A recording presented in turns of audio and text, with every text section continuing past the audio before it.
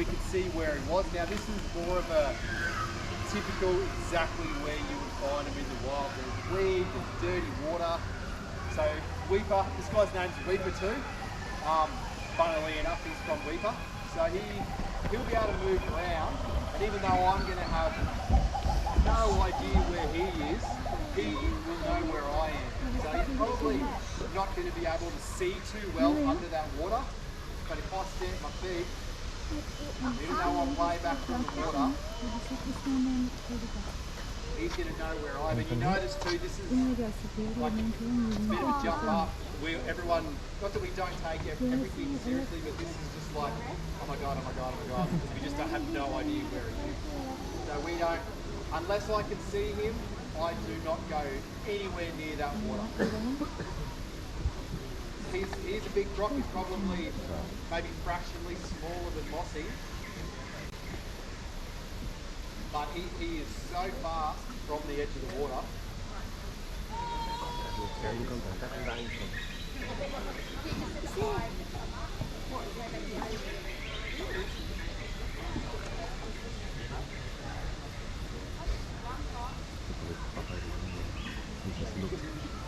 So I've got a bit of water moving, but still you've pretty much got no idea knowing.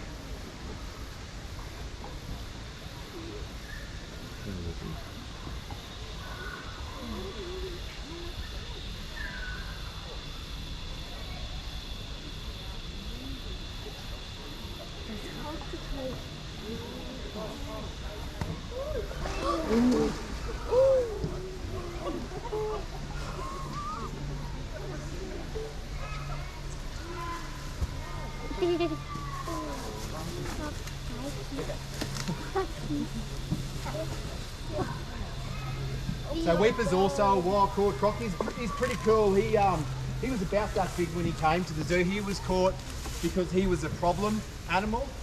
He was caught from one of the Aboriginal communities in Weeper called Napranum, and he was taking dogs off the beach, which is why he was pulled from the wild.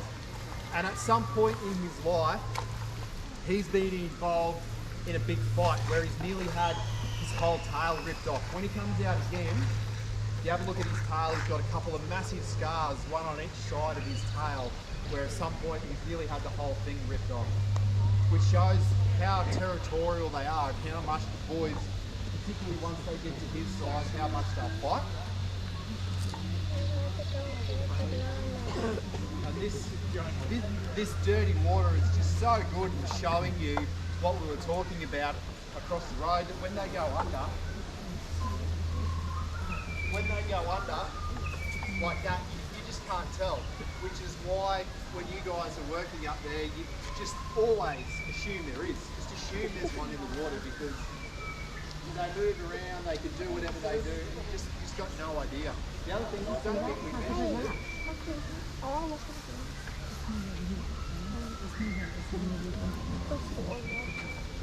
If he has to, Weeper can hold his breath for over 7 hours. So you can't just look at the water and go, oh, I'll just wait a few minutes, you'll come up for a breath. Not at all. There he is.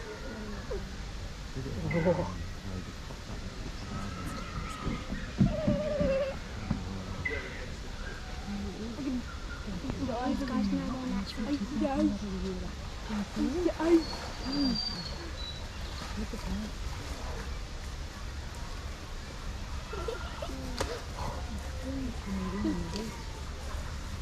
A bit harder to see. On the left side, the scar's about halfway down. On his right hand side here, he's got a massive one about that far down his tail, where he's just been grabbed straight across. So he'd be close to 4.5 metres as well. When we moved him in here, he was a bit over 400 kilos. So he's probably average size-ish for a wild one. They can get a lot bigger than that. But when you see him out on land, you see why we say they can't run and don't chase things down. He's only got tiny little legs. And with him coming forward from the water's edge, yeah, he's quick. So if I was getting a drink and I had my head in the water, he'd grab me. But once he's actually out, I can just walk backwards. and keep out of his way. Really slow. Yeah, so there's a girl, Lucy, who's down the far end. Hamish is feeding her. So it's the little things that that we do that you don't see. So we never go into something without a person for each crocodile. So that way, I don't even have to think about her. If Lucy were to go in, Hamish should scream out. If Lucy were to come down here, Hamish should come down here too.